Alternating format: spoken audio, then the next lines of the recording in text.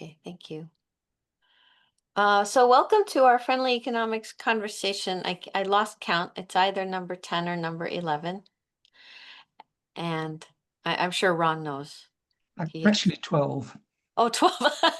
Okay, so I didn't have that right. So number 12, and we have the great pleasure of having Sandra from Canadian Friends Service Committee with us. She's been with us, I think, for at least a couple of conversations, so she has an idea of what we're about and how we progress through our hour plus with each other. But I've also noticed that there's a few new people, or at least people whose names I don't recognize, and I wonder if we could do just a quick around the world. Literally, it will probably be around the world. So I'm Rory. And you can just state who you are and either what Quaker group you're affiliated with, or where you're located, or anything else that's quick that you want to share. I'm Rory, I'm in Montreux, and I attend meeting in Geneva, and I'm going to pass it to my right to Susan. I'm Susan. I live in France, just over the border, and also attend in Geneva. Ron? I'm Ron, and similarly with Susan, I live in France, just over the border from Geneva. Over to Paul. I'm Paul. I live in the eastern bit of England, and it's lovely to be here, part of Britain Yearly Meeting. Oh, And I pass on to Sandra. Hi, I'm Sandra, and I'm with Canadian Friends Service Committee in Canada, and I will pass it on to Charles. Hi, I'm Charles from New Barnet Meeting in North London in the UK, and I will pass on to Elaine. Hello, there are actually two of us. I need Oh dear. that's Phil, though he'll get on his own computer in a minute. And we're part of Quaker Institute for the Future and Quaker Earth Care Witness. And Phil can tell you about money. Well, I won't now tell you that I'm happy to be here, but I will have to leave, well, maybe 10 or 15 minutes early. Okay. Oh, and I should pass it on. How about Annie?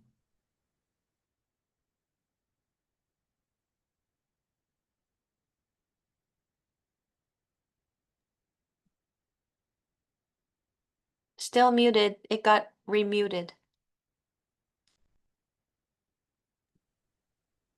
There you go. Oh, no. It keeps flipping on and off. Oh, there. Right. Hi, I'm Annie from Edinburgh.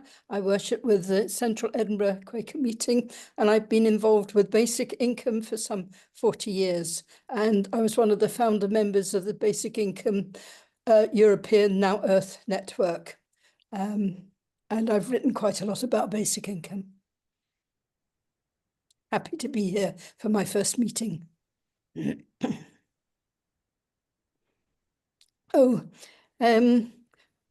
I'll pass on to Tony Weeks, whom we've met before. Hi, Tony.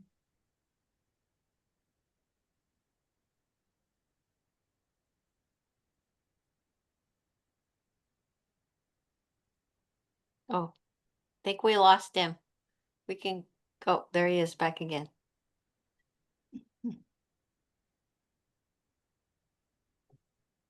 Hi, Tony. You're muted in case you're trying to introduce. Am I okay now? Yes. Good, thank you. Well, for me, I think this is the second time I've attended one of these by Zoom. I work in Belfast. I've not lived in Belfast all my life, but I'm looking out now into a beautiful municipal park. I know two or three of the people who are present here, or at least I've encountered them in the past. One is certainly Annie Miller.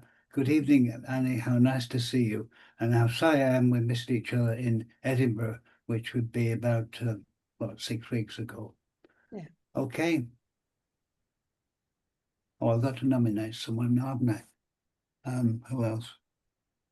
Jonathan. I know Jonathan. So Jonathan, it's your turn. Okay, I'm Jonathan Dale. I'm from the Manchester Salford area. I worship at Central Manchester Meeting, and we have a number of witness groups, one of which is Social Justice Group, which does at least touch on issues around basic income. And I will pass on to another local friend, Phoebe. Thank you, Jonathan. Yeah, I'm from Stockport near Manchester, and I attend the witness groups in Manchester that Jonathan referred to. Now, is that everyone? Janice. Christian. Yeah. Hi, my name is Christian Collet. I'm from the Montreal meeting.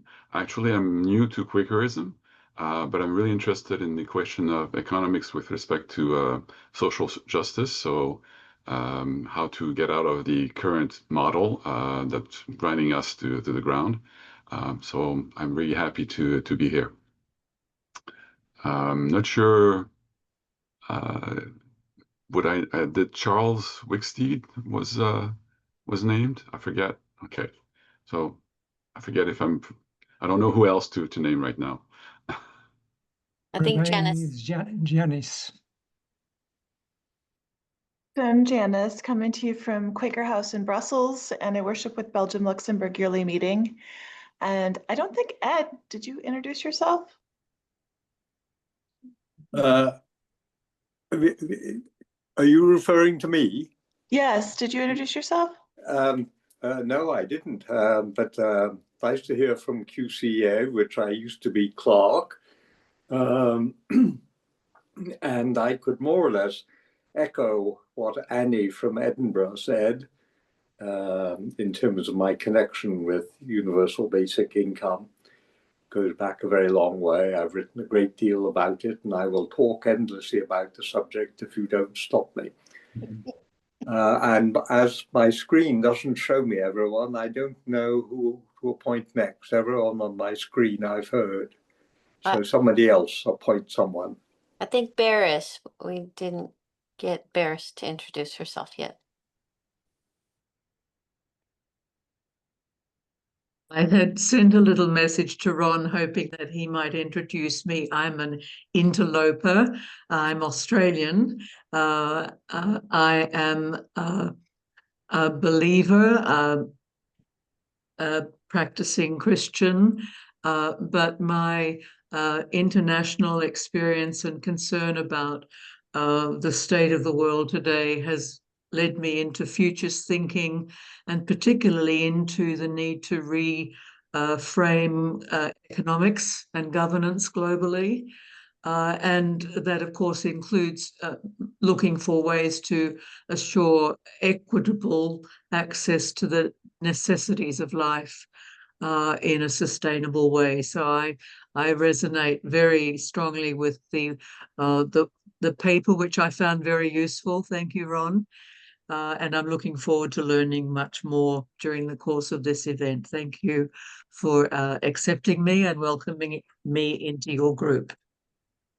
Just to add that Beres led one of our conversations a few weeks ago, precisely on finance. And so with that, if I can hand it over to Sandra. I didn't know if you wanted to talk about the paper or if at some point we should set time aside for it. That was my only question that I had for you. Or is it just something that we sort of have as background as we talk about basic income? Yes, I think if we would wanted to set time aside, yes, but that paper kind of was the only thing when I was first looking at this issue that I was able to find on the subject from a Quaker perspective. So I think what I appreciated from the paper, if no one was able to read it, or for those who have, was that it really connected with the peace testimony of Friends. And it enabled me to discuss like an economic work, because CFSC hadn't done that before. So with that, I'm going to kind of introduce myself a little bit more, if that's okay. So my name is Sandra Weis. I'm with Canadian Friends Service Committee, and I'm joining you today in the afternoon on the unceded and traditional territories of the Algonquin and Anishinaabe peoples, also known as Ottawa. The position I'm in, I'm the government relations representative for CFSC, and it is a relatively new position. So it was started 2 years ago, and it is more or less the advocacy kind of arm of CFSC.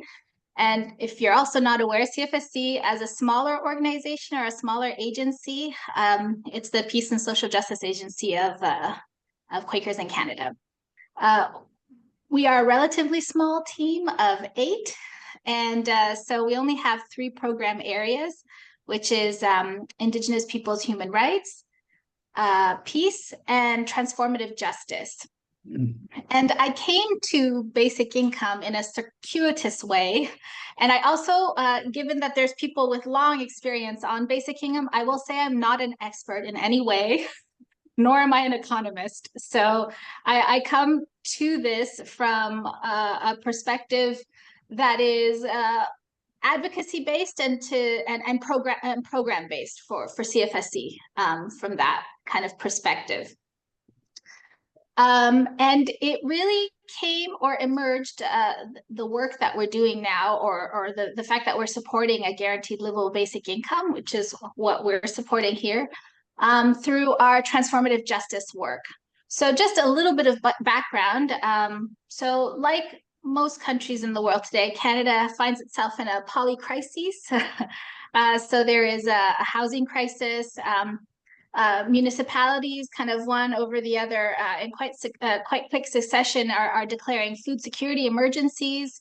The housing policy is really quite poor right now, and a lot of people are seeing it as one of the central points of the kind of also that indicates the poverty crisis that we have as well. And but really, from working with a lot of our partners and networks and so on in the kind of the legal justice space here in Canada, what was emerging for us in our perspective in the past year was that a lot of people were finding that they were going to prison for poverty-related crimes. So it was very small, minor offenses that were getting grossly kind of out of proportion. And then when they were released, either from provincial or federal prison, they would breach conditions solely because they had nowhere to sleep and no food to eat. So that was like kind of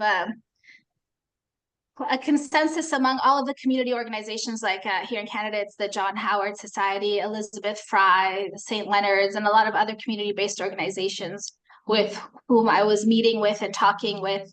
It seemed to be kind of a very clear indication of a prison to poverty pipeline that was one that we couldn't ignore in our work, because CFSC is an abolitionist organization. So we don't feel really the need for anyone to be in prison, let alone going to prison for poverty-related crimes. So it really indicated kind of an acute need for exploring that aspect of what was going on, at least in Canada today.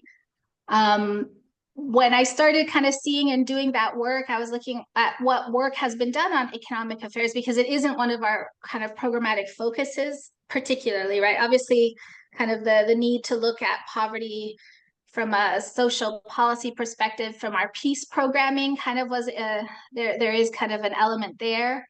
But really it wasn't a focus. And when I was doing some research, I found that was also true from many Quaker, like AFSC and so on. Like there's kind of also different ways that maybe other organizations or agencies are working on economic issues, but not directly kind of like on economic kind of injustice or the disparity gap with income and so on. I think Rory said it when I first came across this group during the Quaker Institute for the Future Summit that happened in August mentioned that I think it was like 10 years ago that Quakers in Britain maybe were working with it, but then a lot of agencies and so on kind of took a more kind of climate focus, which is a valid way also to proceed. But it was clear here that the economic focus was one that we couldn't ignore very much anymore, because we were finding, for instance, last year, it was the first time that they recorded the highest disparity in income wealth, between the wealthiest and poorest Canadians. And then this year, again, they broke that record. So that was the first record.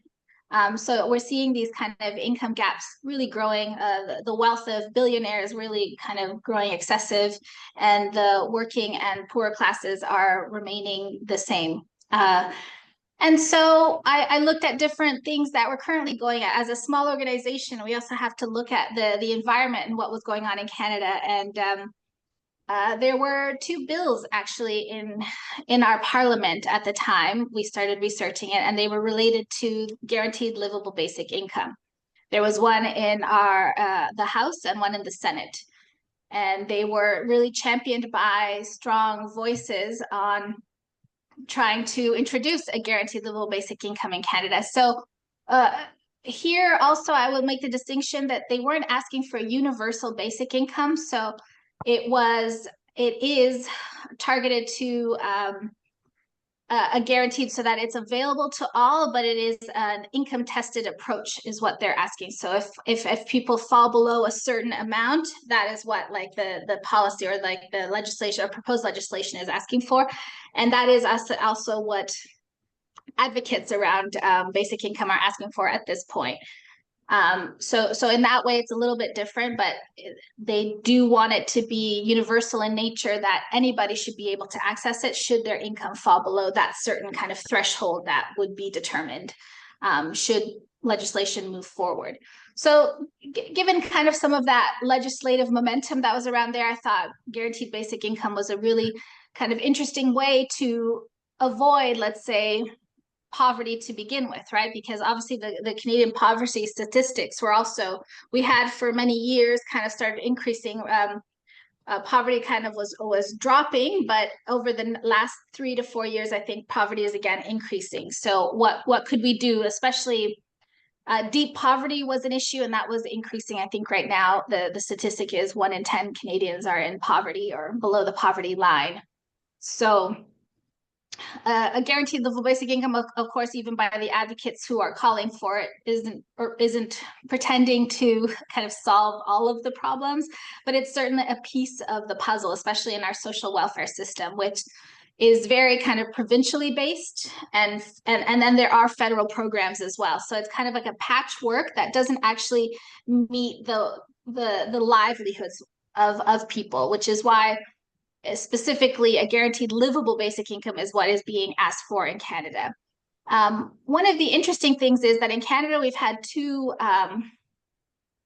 pilots on basic income, one in the 70s, which I'm not sure if people are aware, maybe. It was called Mincome, and it happened in Manitoba. And the data for it was really only kind of recorded and gone through in the late in 2011 or something. So relatively recently, the data was able to be kind of explored, and reports and papers were written on it by Evelyn Forget, which really showed that it was a really good experience by those who participated in it. And 2 of the outcomes of it were that kids stayed in school longer, like they didn't leave the education to go into the labor force, but also those who had caring responsibilities were able to make that decision as well, to stay home and care for their kids or seniors or so on. And that was kind of perceived as a good outcome amongst others. And more recently, we had the Ontario Basic Income Pilot, which was canceled early by a change in government at the provincial level. It was a really kind of, I think by those who participated in the Basic Income Project, they were very upset that it was canceled, because I think it only was able to move forward for 18 months and it had been promised for a 3-year period, right? So right now also a lot of that data is being kind of recorded and and is a basis for advocacy to kind of move forward, because some of the things that were shown as successful in the income project was that, you know, people were able to meet their standard of living. They were able to stay in housing, for one. That was a big thing. And people were able to be more innovative as well, and entrepreneurial, which are all myths, I suppose, that people who are against a basic income kind of utilize as points against introducing a basic income, at least here in Canada anyway. The fact that people will not work, which in both basic income pilots and international examples show that does not happen, and that it can increase innovation and entrepreneurial spirits and so on. So there is a lot of myths, though, like it doesn't have a lot of traction, but there is a growing movement. I think here in Canada, we have the Coalition Canada, we have the Basic Income Network. There are many different kind of municipalities and smaller kind of local groups, especially those connected with food security movements, are really kind of gathering and supporting this kind of work as hard as it is, because the myths do they're pervasive, and whenever it's brought up in Parliament, there's a lot of discourse. The two major arguments that in Canada they use is the fact that people would stop working, which is not true, but is one that people say happen. And also we have a jurisdictional issues, given our welfare system is both provincial and then there's federal. Most provinces, or they say there's no way to kind of marry that. And so it shouldn't be a provincial issue. So it's out of the jurisdiction, which is not necessarily true, because we have our child benefit is a federal program, which really increased and got a lot of people out of poverty, and is seen as kind of like a basic income. And also our seniors, the pensions, their old age security, sorry, that is also a federal program that kind of helps. So there is models that exist in Canada, and there is kind of more momentum with people advocating for it. And also recently, a couple of years ago, what happened was that the Atlantic provinces in Canada are actually very strong, and they have cross-party kind of support for a basic income, and particularly in Prince Edward Island, which is a relatively small island on the Atlantic coast. And they did, it's called the PEI Basic Income Report. That took, I think it took 2 years to write, but they created within it a proposal for the implementation of a basic income for the province of Prince Edward Island. And it had politicians, academics, economists, and so on all participate in creating this. And as I said, it came and emerged and has support from all political parties on the island. And that's true also for many of the Atlantic provinces. And I think that's the point of advocacy that we're focusing on today, because they would like to see, obviously, the implementation of a basic income starting in Prince Edward Island to address a lot of the concerns that are brought up right now in Parliament and by others, or those who think a basic income isn't a useful model for poverty reduction or social policy. And as an experiment, and not as a pilot program. I think that was one of the things that's really clear that came out of it, but as a demonstration project to show and address the jurisdictional challenges between the provinces and federal government, the outcomes, and the fact that it isn't as costly as people also suspect that it is.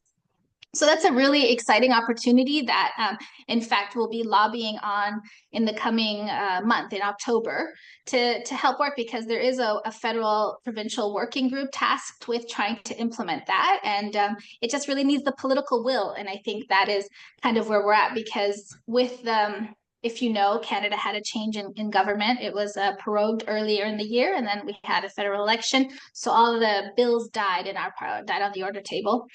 But now it was reintroduced into Parliament, another guaranteed livable basic income through the Senate with Senator Kim Pate, who is a strong proponent. And there are supporters, and they're emerging as more supporters, as I think economic and income challenges kind of start persisting, especially with at least it's hitting Canada quite hard, the loss of jobs through the trade war with the United States. And AI as a sector where people are identifying jobs. There's also, I don't know, austerity measures that are potentially coming in through a new budget that will be released. So there's all these kind of layers of things kind of coming in the pipeline that are causing people more concern on the economic front, and therefore really how people can be supported through income or income assistance, right? But in a really kind of progressive and holistic way. So the opportunity is with implementing the basic income or the GLBI in PEI, and that is kind of where our advocacy efforts are at the moment. But also, I think Rory had asked that I discuss a little bit about ecumenical work that we do. So CFSC is part of an ecumenical group that is looking at kind of many different things, but within it is GLBI. And the United Church in Canada, at least, has been working on this for a long time. So we are trying to resurrect more kind of church engagement or other church engagement on the issue, because it's a tricky one and we need more people, because as I said, right now it can be like with the political will, and that comes from the constituencies to kind of push it forward in a truly kind of progressive way if we can get the right voices and so on. But it is challenging, but there has been a lot of support through the United Church and the Lutheran churches here. Now we are also now moving or trying to move it forward. So we're trying to be more strategic and coordinate with other churches within the ecumenical spaces that we're already present, because we work a lot together on like crime and like foreign policy development and other issues. But this can be, and I believe it's going to be one that is going to be important. Also, one of the things that I saw a gap earlier this year, like Canada right now is the president of the G7, and all of the leaders came to Alberta in June. And at the kind of global level, there's the Turn Debt into Hope campaign for the Jubilee year, being the 25th year is the Jubilee year. So there's a lot of movement around there. Now, CFSC doesn't have, or is kind of winding down a lot of our international programming, because we're focusing on kind of like peace and development within Canada before we kind of take it outside into development work again. But it is an opportunity to also highlight the economic justice within Canada and also globally. And that's really pushed by the Catholic Church. And we have a lot of our contacts within the Catholic Church who also agree that economic kind of focus domestically is also necessary as it is kind of globally. And they had a huge kind of presence globally that came to Canada for the G7 meeting of the leaders, kind of to ask, or I think one of the asks is to forgive debt forgiveness, right, of the developing countries. But I think that's also maybe an opportunity. There wasn't a lot of Quakers present within that, despite there being a lot of other denominations present. So I thought that was interesting, because I tried to see or reach out to others and other Quaker kind of agencies and groups to see if they were interested, because again, we don't focus so much on the international. So if there was others, though, we could definitely collaborate with others. So I guess I'm looking for the spaces that maybe are going to be possible, because I do believe that economic issues are ones that we need to kind of better orientate ourselves to get through the crises that are going to kind of are seem to be kind of waving like an ocean towards us slowly, but inevitably almost, it seems, but I don't think it has to be that way. So I think I was really excited to see that there's still some momentum politically here anyway. There's a particular project that we can kind of push, and I'm looking for international, and I've been reading kind of different examples and so on. So that strengthens my advocacy efforts as well with our members of parliament and so on. So I guess that's a bit of an introduction. I thought I didn't want to spend all this time speaking. So if there's anybody, I think it's really a great moment to kind of, I'd love to hear also, Annie, thank you so much for sending me those papers. I haven't had a chance to read them yet, but I do want to have a look at them and see what they say. But certainly I'd love to hear what other people are doing and so on, because we definitely see this as kind of one of the ways that we can push more progressive social policy, right? It's like a piece of the puzzle, but not the only one. And I think how to do that kind of strategically as well. At least I'm trying to do from a Canadian perspective. So thanks. Phil? here we go. I see two participants raise their hands. So we've got Susan and Phil. I think Phil was first, so go ahead, Phil. Yes, two quick questions, if I may. One about the banking industry response and another about regional variation and cost of living. Has anyone in the banking community raised concerns about the need for a supplement to help people who are deeply indebted pay off some of their debt? And secondly, has there been much consideration of the regional variation in the cost of living when trying to determine what a basic income is? Thanks. The banking sector, no, but I have heard of some from the business sector, like those who are saying a lot of people will lose their jobs and so on. And there's a concern that if there isn't kind of like an income supplement or income support, a basic income, it would be problematic. That's an interesting one. That's an interesting one for me to approach because I would like to know that is going to be an issue, I think, especially with people. Canada has a relatively robust economic, it's called EI, employment insurance, that when people lose their employment, they've paid into it and are able to receive for a determined period of time. That may keep people from, or be able, they're still able to service their debt. But yes, what happens when that debt threshold, that it's certainly something that banks should be concerned about if it isn't. And I welcome the question because I will look into it. The jurisdictional issue, yes, there is a variation certainly in Canada. And I believe the legislation does take that into consideration. So there has to be like a provincial and federal kind of way to implement such a basic income, that there is provisions for that. It is my understanding because yes, for instance, Ontario has the highest population in Canada, so the other provinces are less, and obviously there's cities and so on. So there has to be different a different kind of calculation made, and I do believe the legislation that is proposed does take that into consideration. And certainly, like for instance, if they were to go ahead with the demonstration project on PEI, it would be the most cost effective as well because it's the smallest province that we have. And in terms of like meeting people with that income threshold, because it also depends, because we have different minimum wages, right, between the provinces. So all those are part of the calculations made.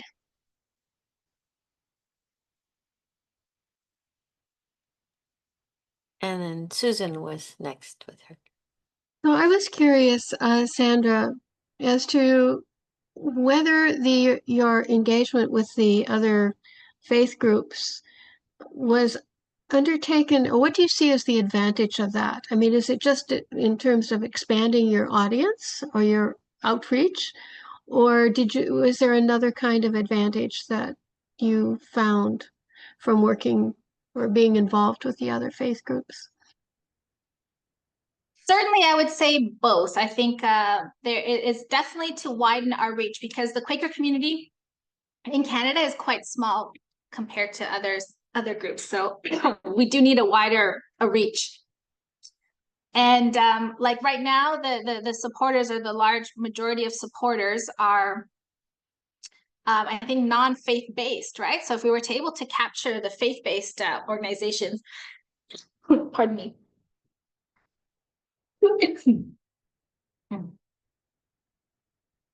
We would have a reach because right now, as I said, it's like political will. We need more people to actually go and talk to their MPs and kind of put pressure on the politicians to make this a choice. Because when I speak to MPs and so I said, well, I've never heard a constituent talk to me about this. This is not a concern, right? So certainly if the churches were to come together, we'd have a wider reach. But also I think there is a moral kind of like, I don't want to say moral imperative, but I think a lot of faith groups, not just kind of Christian based, but I think it should be, my thought process is how do we contact and work with other faith groups, because we could capture more, because tackling and working on poverty is something that most, if not all, kind of faith groups do have kind of that moral imperative. And so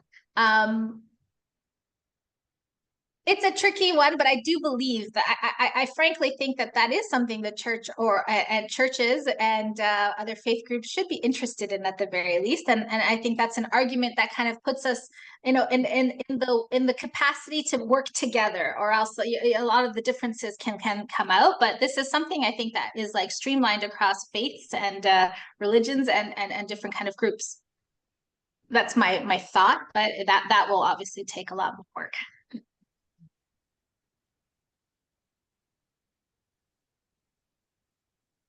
I see Annie. Hi.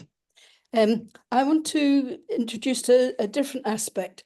I'm a retired academic economist, and I blame my discipline for a lot of the problems that befall poor people. And I'm aware that economists are not interested in poor people. They're only interested in comfortably often affluent people.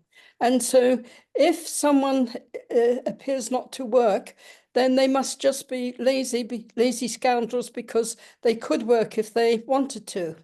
My own work is introducing the concept of deprivation into utility theory.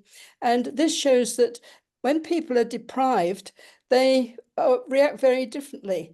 When they're deprived, they're suffering from malnutrition, from financial insecurity, from the trauma of rejection and exclusion, and they really need to be given greater benefits in order to make them fit to work again. So instead of rejecting them and trying to take away their very low benefits already, we should be investing in them to make them well enough to contribute to the economy and society in whatever way they can. I just wanted to make this point because poor people have a very bad image and they don't deserve it. We ought to shine a light on them and show that the situation is very different from often subscribe it. So I just wanted to make that comment. Thank you. Thank you, Annie. That is very true. And I think I was just presenting, there's a video that talks a little bit about the basic income pilot project that happened in Ontario that does discuss that very fact, right? Like the health outcomes, the cost that you put into poverty because poverty exists is probably, it is higher. I think economists have done that work already that show that the cost that poverty costs a lot more than actually providing interventions and so on. And in Canada, we have a universal healthcare system. So also the health benefits of allowing people to be able to buy medication or have good health and good mental health as well, far outweigh the costs of like a basic income. This video that was done, actually, it was a really great kind of, it's called A Human Picture, and it's kind of a little bit of the experiences of those who advocate for and participated in the basic income pilot in Ontario, is really great and does discuss that. And I think that's an often forgot kind of argument to make to people, because I think it is important. It is an important human kind of factor. Let me just jump back in about the question regarding debt relief. Of course, the question was predicated on the potential for an added advocacy group.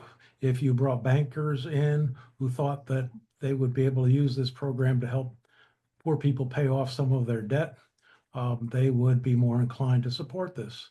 And I suspect that would be a big advantage to have a group like that backing your proposal.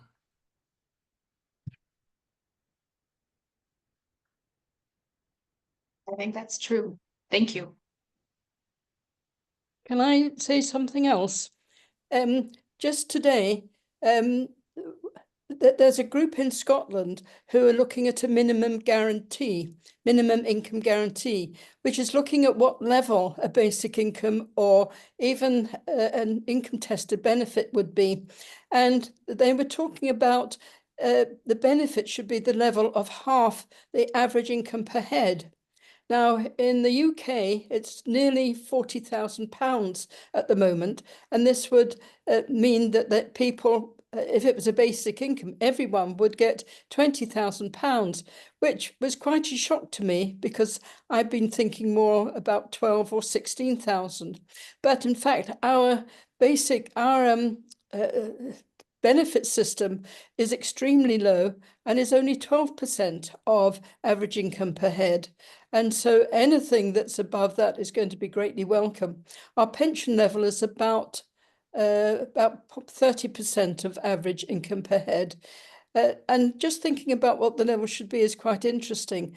And maybe we shouldn't be as stingy as I have maybe thought. Maybe I have been in the past, and maybe we should be looking at something like average income per head as an acceptable way of living, that everyone can have a decent standard of living, can avoid debt, can have enough money to anticipate their bills coming in, and have a decent standard of living. Anyway, that's just what's been discussed yesterday and today in Edinburgh. I think that's interesting. Thanks for sharing that, because those are all great ways to kind of show and explore how, yeah, the thresholds that one need to use. I think the ones here in Canada also proposed are quite high. Like for families, it's almost like 27,000, and then for single individuals or something like 17. It clearly shows that the welfare, the income supports that are currently existing are certainly not high enough.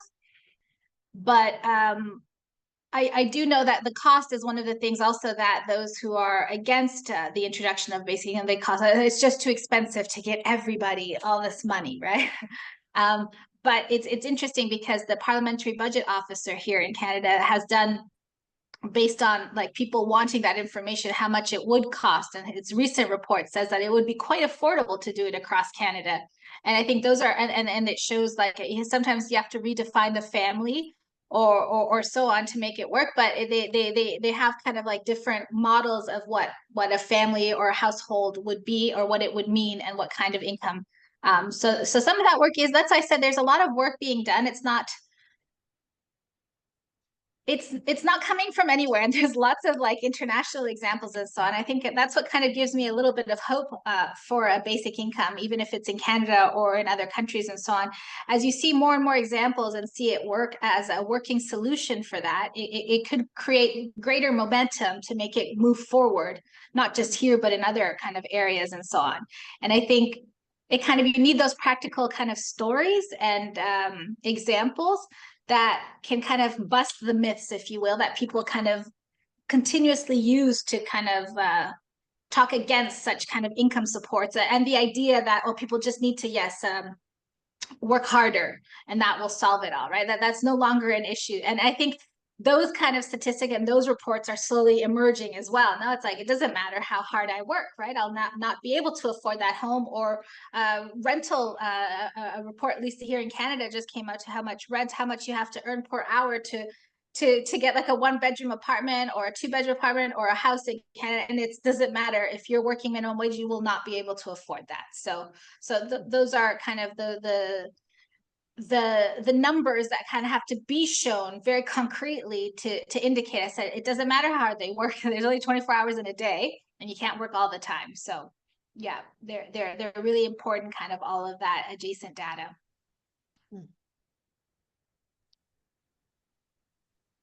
Arne has his hand up, and then Tony. Hi, Sandra. Sorry, I just joined now and I missed your talk, but I'll listen to it on the recording. I'm just interested if you've ever heard of a group, like a subgroup of society, for example, like the Quakers, who have just taken the decision, let's introduce a basic income for our members and see what happens. Because, when I saw the title to your talk, I was like, huh, that's interesting. And I'm intrigued by the idea, if there are any examples of that, where a group of people sufficiently large, sufficiently wealthy, has just said, well, let's try to use this model and see what happens, and I mean, just imagine how many Quakers are actually working in jobs that are not fulfilling to them because they have to pay mortgages, whatever, and if they only had to work half that time in those jobs, what other things we would be possibly doing and positive things. So just wondered if there are any examples. Exactly of what you mentioned, I don't. I do have an example that I read, and I think I have the the city wrong. Sorry, it was a while ago. I was either Chicago or Denver. No, it was in Denver in the US, where some philanthropist decided he was going to introduce it, and then the city did is introduced like an income kind of like a cash transfer program, right? And it's very successful. And that came from an initiative. I think it came from some wealthy person who decided to do that. And then the benefits that are coming from that are really interesting. And it does show a lot of these things that people continue working, people have better health, mental health, and the stress. No, the stress of being in debt and worrying about financial issues is actually quite harmful. It reduces that kind of stress and mental load. And that's the I guess Alaska would be another kind of example. They also do it's more of a cash transfer program. So Alaska, they do give a cash transfer to all of its residents who live in Alaska, which I think is also an interesting thing. So no matter how much it's a way of distributing the profits of their oil wealth, right? It is part of their oil, but at least it's going to the community, and also people and people can use it as they want. Like they don't have any kind of any conditions on that kind of transfer. So I think those are two that, while not quite what you mentioned, it is interesting, but I find that fascinating. That is an interesting idea, and I will look into that and see if there are any kind of examples that could be. But certainly the redefinition of what work means is something that has come up, like within Quaker meetings and so on, whom I talk to on this, is because we all have different kind of ideas of what work and employment is, right? And I think also the way the world is shifting, that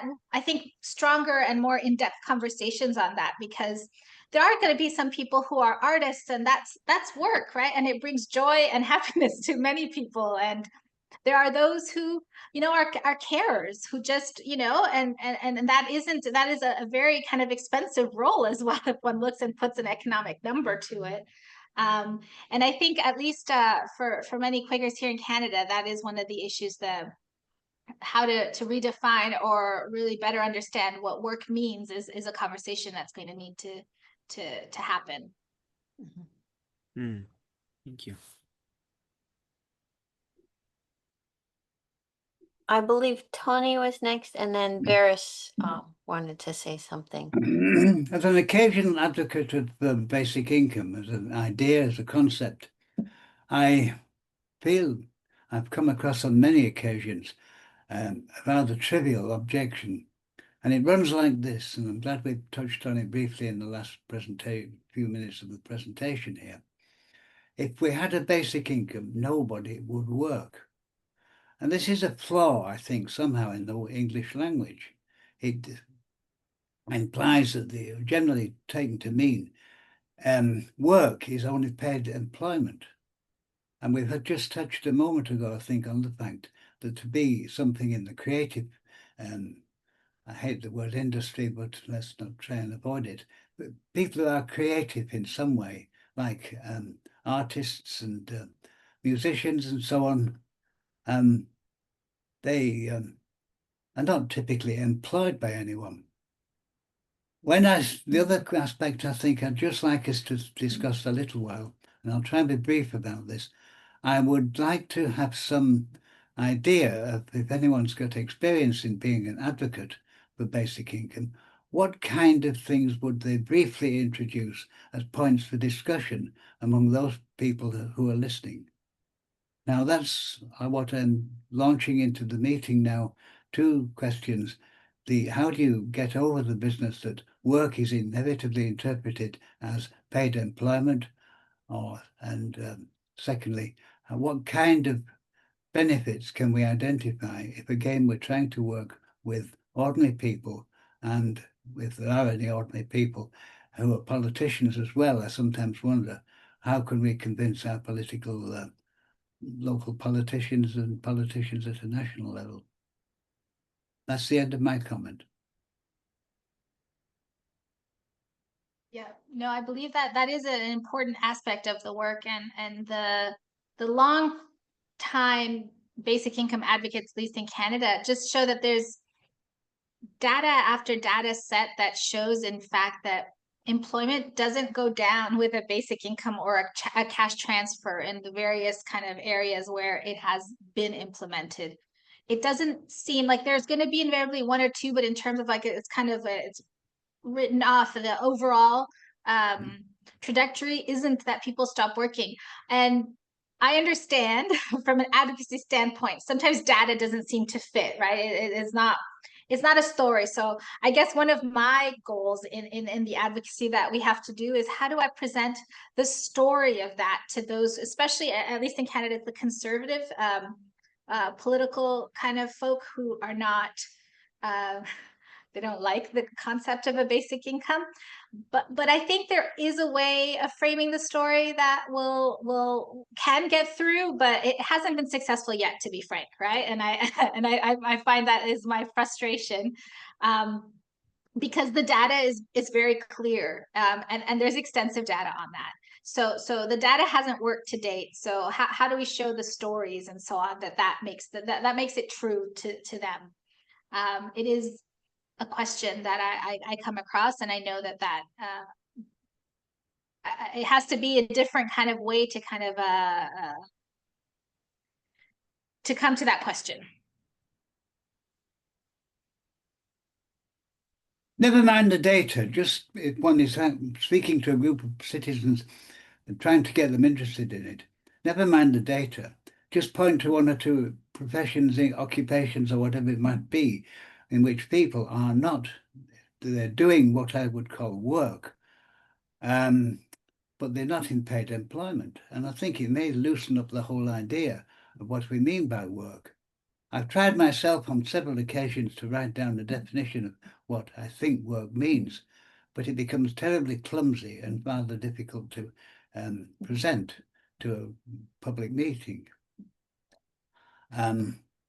I mean, the other kind of objection related to it, I think, is, oh, no one would get out of bed, to which you have sometimes worked well to turn that on the objector and say, are you speaking about yourself? Oh, no, of course I'm not. No, but it would be to use a phrase common in this part of Ireland, them uns, those people, them uns is a colloquialism, the ones I'm talking about. I mean, of course I work and I don't get paid employment, but I coach the local boys football team, for example, or I work with people who are refugees teaching them English or something along those lines. I don't get paid for it, but it is still work in the sense of giving up some of my time, giving some of my effort, some of what my experiences are. I'd also like us, if I may, to look at the benefits in some kind of practical sense. Before we tuned in this evening, I took a look at the website of the Basic Income Ireland, which is based in Dublin in the Republic of Ireland, and sadly we do not have a similar movement here in Northern Ireland. But nevertheless, they have identified a number of really people who would benefit clearly from basic income. And again, this would works well, I think, if one is making a public advocacy for the idea of a basic income. That's all I want to say for the moment. Thank you. Thank you, Tony. We have Barris next, and then I see Annie and Christian. So I'll come after Barris. Thank you very much. I just have 2 or 3 points to contribute. One is to refer to the work of the Club of Rome. It's not everyone's favorite organization, but many of you would be aware of Limits to Growth, which appeared back in the late 60s, early 70s. And more recently, they've been working on Earth for All. And Ron and I and others have been involved in discussions around the need to reframe economics so that it is more inclusive and more sustainable. And they have been quite helpful in putting together not only working groups to look at what kinds of economic models would fulfill that purpose, that they've had a second, they have a number of programs, but they have another program called The Fifth Element, which is about human consciousness, indigenous knowledge, faith systems, and so on. And I wanted to comment on a point that was made earlier. Hard-heartedness and aspirations for domination exist in business and finance, as well as in religious organizations. And the work that I and others have been doing, we see so clearly what can be done and indeed must be done, but the levels of resistance, whether through self-interest or complacency or just a lack of understanding of what's required and some of the solutions that are available, is mind-boggling. Second thing I wanted to mention was, while I'm a woman, I do two things at once. I went to ChatGPT, looked up universal basic income, and was able to get a number of really interesting points in an instant. And I do suggest that while AI and digital technology can be a friend for good purpose, it is also contributing to the sense of isolation that we have from one another, in my opinion.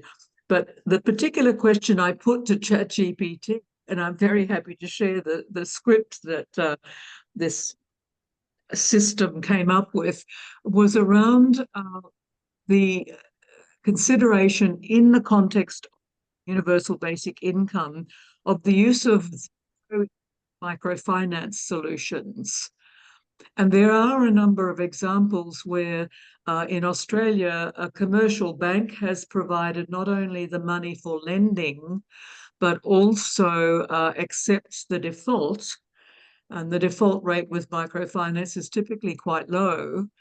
And the government also provide the core funding necessary to run the program, which is itself completely digitized. And so I think I just wanted to leave that as a suggestion that there might be some value in looking at those sorts of examples linked to microfinance.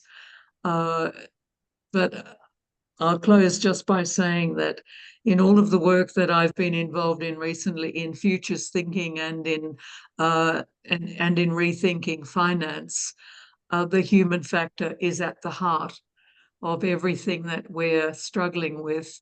And I absolutely agree that this notion of our humanity and our place in the universe, rethinking, re-articulating the basic principles are going to be really important for any of us to get the sort of traction that is needed. So the peace building agenda, Ron, I'm thinking that some of this will be useful for the work on peace building for Ukraine and the reconstruction of Gaza.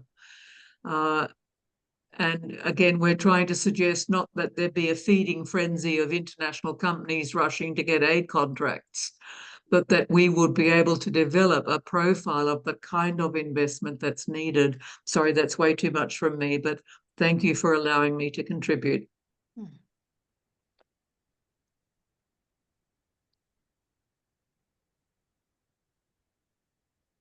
Sandra, did you want to respond to anything, or should we go ahead with Annie and Christian? Oh, and Arnie's leaving, so I don't know. I think we can listen to it. I really appreciate what Barris had to say, though. I think I agree with that. There is a reimagining that's needed. So thank you for the comments. But we can go ahead with Christian and Annie. Basically, it's a bit the same idea as Tony expressed before, is that the idea that if you give a basic income, people will stop working. And I think that's basically because we have a cultural model that basically you work because you have to. It's not because you want to contribute, despite a lot of people really enjoy their job and want to do it because they feel they contribute, like teachers or medical people, etc. So that there's a big cultural disconnect between the model of we work only because we have to, and also there's that model of success, which is basically when you're wealthy enough, you don't have to work, which kind of links back to kind of the aristocracy that work with beneath them. So all those kind of those links I think is undercurrent on the idea that if as soon as people will have some kind of basic income, they won't work. And I think that's maybe something to exploit, like Tony said, that, you know, when you ask people, well, if you had money, would you stop volunteering or do stuff? And of course not. And I think that's part of the same idea that basically all humans are, you know, like the Homo economicus. We're all greedy and we all want to dominate each other, which is false. Most of the people interaction we have is different. So I think it's that kind of initial reaction is based on that kind of culture or cultural mindset. And maybe it's one way of changing minds to point to people, well, look, that's what you're actually doing. It's not the model of everybody against everyone like Hobbes. Most people naturally will want to cooperate. And that's what work is to cooperate. So that's what I had to say. Thank you for that contribution. Shall I go ahead? I wanted to go back to the point about Alaska, because many of us in the basic income movement regard Alaska as about the only real basic income scheme that it goes on, and it's not just a pilot, it's been going since 1982, and it only delivers between $1,000 and $2,000 a year, usually in October, so it can be spent leading up to Christmas. But it fulfills all the conditions. It's based on the individual. It's available to everybody who's been resident in Alaska for the previous year, and there's no obligation. And all of those are extremely important for defining the basic income. And the other point to note is you'd have to have an extremely generous basic income for people to feel they could actually give up work. Not just the sort of levels we've been thinking about.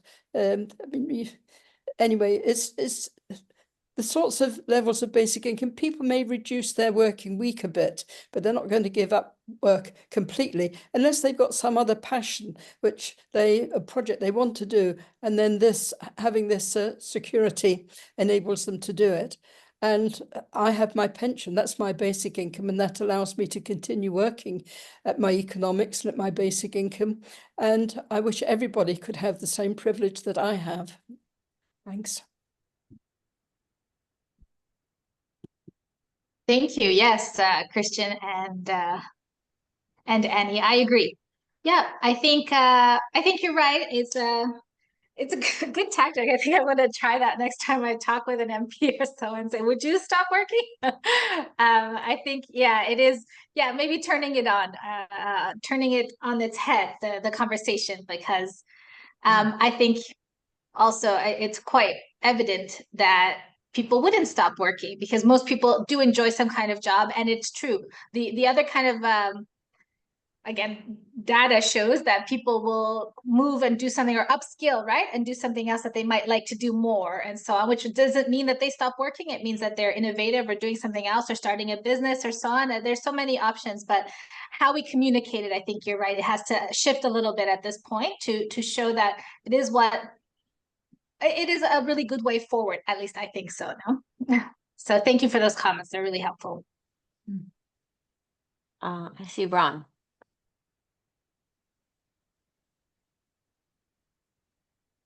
Just a few thoughts arising from what's been said in the last few minutes. Lenny referred to Alaska. I think somebody else did earlier as well. And Beres referred to Club of Rome and Earth for All. As I understand it, the programming in Alaska is not a universal basic income as such.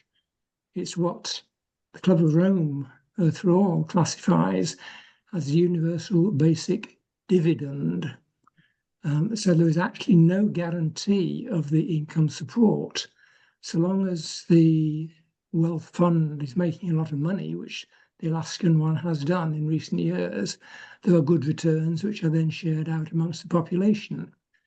But if there should be anything like a financial crisis, those returns on those investments would fall, and there would be nothing left to distribute. So it would not be a universal basic income at all. It's a sharing of shares profits, so long as they exist. It's something which the Earth for All project of Club of Rome is advocating. They're not actually advocating for UBI, basic income. They're advocating for basic dividend. So there's a significant difference here, which I think we just need to be aware of. And quite a number of the programs that I've heard referred to this evening seem to be topping up, which is good. It's a lot better than nothing. They're assuring a minimum income, but they're not actually giving a universal income to everybody. So there are different models here. I think we need to be very careful not to confuse them. Just to make the picture even more complicated, there are other organizations who are advocating for universal basic services, be it education, health, etc., which, of course, if they're available, then the need for income is less. So there is a mishmash of proposals out there, which I think we need to be aware of. On the issue of whether people will work or not, I don't have any direct experience in these programs myself. My experience is more in the humanitarian field. And for 20 years ago already, there was a lot of talk about cash transfer programs there. And there was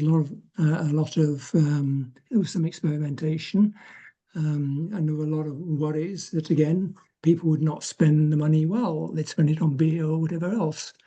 And what they actually found was that even in those humanitarian emergency situations where people were early on the line, where they were given a little bit of money to help go and buy whatever food or whatever was actually available locally, they actually didn't spend all of it on buying those necessities.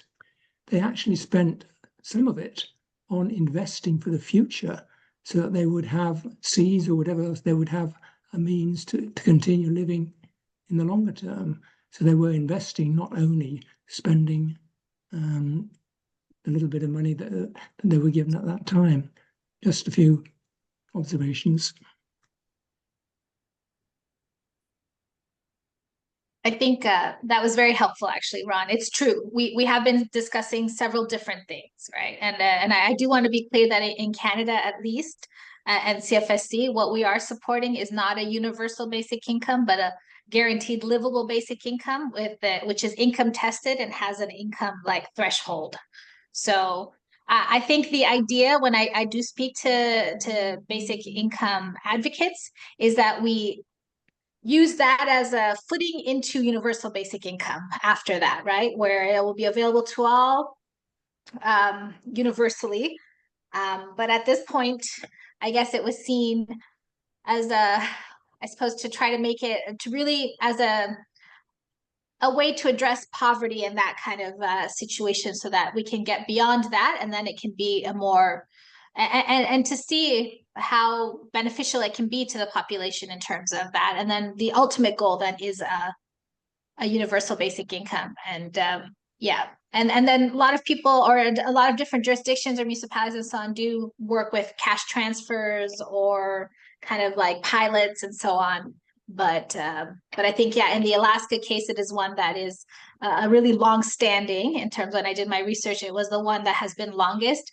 But you are correct, yeah, it is a universal basic dividend, right? If should the profit cease, I don't believe the payments would continue, unless they choose to make it then something that would continue even after such industry ends.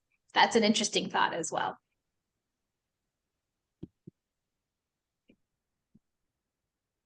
Well, as we come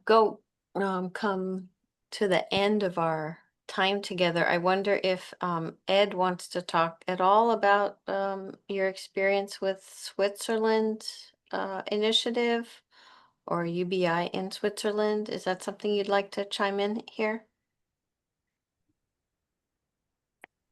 I'm glad to come in, but not on that particular topic, because I don't think it's very promising. But What I would like to say is that just to clear up a certain confusion I felt in the last few exchanges, that is that an income is an income.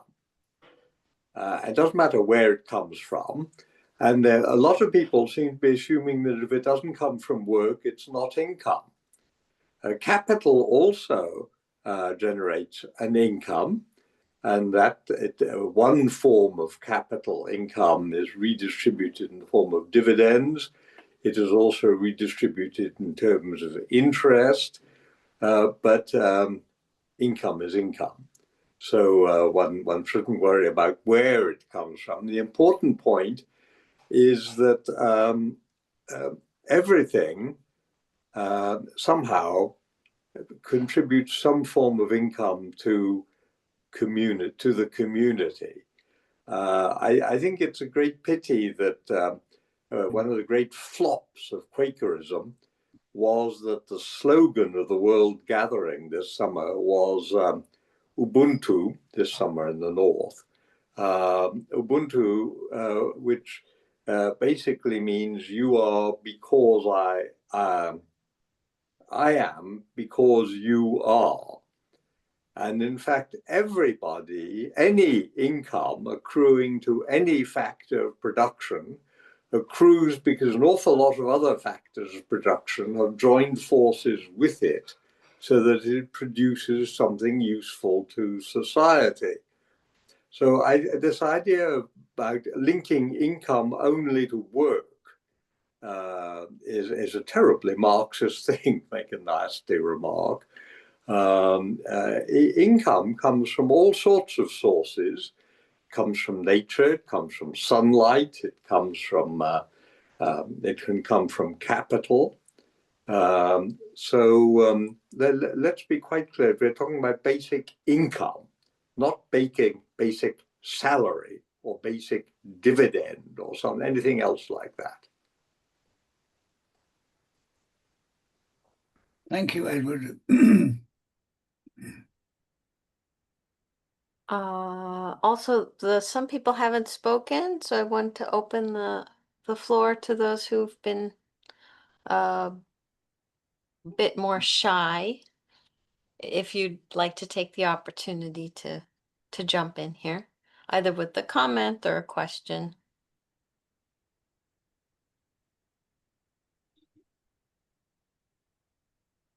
No. Okay. No stress. Oh, I see Phoebe. Phoebe's hand popped up. Yeah, just briefly, I think communities have shared income, you know, people who live in intentional communities, because caring, for example, is well recognized, but it's sharing all resources. It's not just income. So it's probably not quite relevant to this conversation, but yeah, I think we do have to think about services as well. You know, income presupposes a money, not a gift economy, and so on. So that's my comment. I mean, yeah, okay, that's my comment. Thank you. Thank you, Phoebe.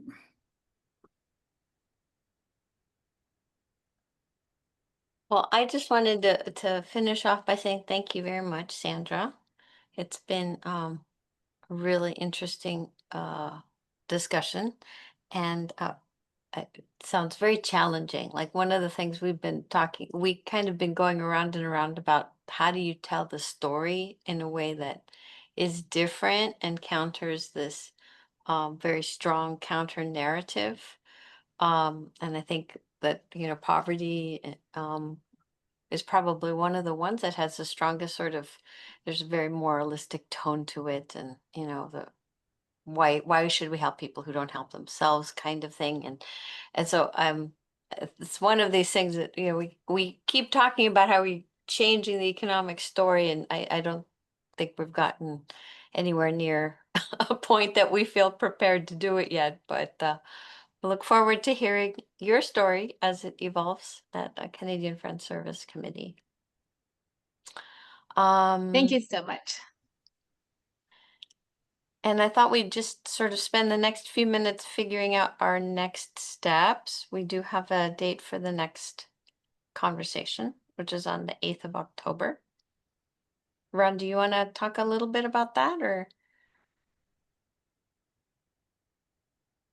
Very briefly, two of our friends from the Baha'i community here in Geneva are going to join us to talk about their approach to economics and finance, what they see as being the main features of how they should be living their lives, given their Baha'i faith.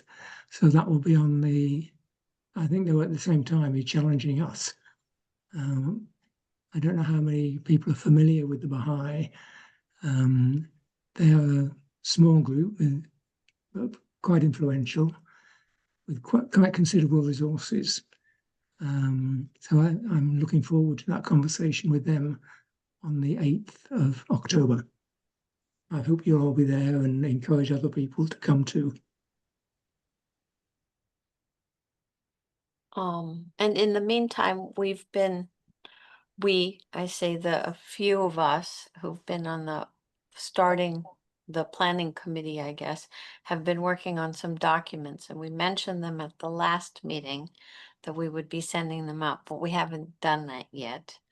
And I think there was an idea maybe of having an interim, like we would send out these documents, have people look at it, and then you would let us know via email if you'd like to join for an actual meeting to talk about more in depth about the documents beyond just sort of making comments. Is that right, Ron and Susan? So we'll send out at least one of the documents in the coming week. Does that sound good? Susan? Friends, I must say good night to you and thank you for the contributions that I've heard and thank you for the support you're giving to the idea of the basic income. But with that said, friends, I have other things I must be doing. So good night and sleep well. Good night. Okay, so is that right, Susan, Ron? About the documents? That we're asking for help to continue to birth these documents? Yes. Okay. So you'll be getting at least one of these documents in the coming week. I hope that you'll contribute. Maybe what we could do is describe a little bit about what they are. So one of them is a kind of an overview of friendly economics. You know, why we're doing this. And then another one is looking at Quaker principles, the testimonies and the relevant testimonies particularly, and what those might say with regard to an alternative economic paradigm. Another one starts to look at what are the implications for action. What kinds of actions do we take as individuals, as a local community, and on a larger systems level, how we make substantive change in the economy and the financial systems. So these are rough. These are not intended to be a publication or anything like that, but as a conversation starter to see where we go as a community, what we can do together, and perhaps in conjunction with other faith communities, if we can have more impact in creating a new paradigm, contributing to one. I'm just wondering if Annie had any final thoughts, because I thought I saw a hand up a while ago. I would need to know more about this. I'd be interested to read the documents, and maybe then I'd be able to respond. But I don't really have anything just off the air, so off the top of my head. So I'll leave that.